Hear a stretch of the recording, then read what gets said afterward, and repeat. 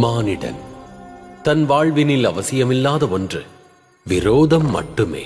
ஆனால் எவ்வாறு வாழ்வினில் நண்பர்களின் தேவை உள்ளதோ அதைப் போன்றேதான் விரோதிகள் இருப்பதும் கூட தவிர்க்க இயலாத ஒன்று. ஒருவேளை விரோதிகள் இல்லை என்றால் சங்கடம் எவ்வாறு உருவாகும்?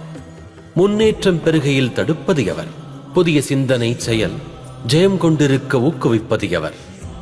மன சுபாவம் மற்றவர்கள் தடுப்பதை செயல்படுத்த வேண்டுமென்றே முயற்சிக்கும். அவ்வாறு தடுப்பது விரோதி. எனவே வெற்றி என்பதை அடைய வேண்டுமென்றால் அதற்கான ஊக்கம் விரோதி ஆவார். வளர்ச்சிக்கு துணை சிநேகிதனே. இவ்விருவருமே அருகில் இருக்க வேண்டும். ஓ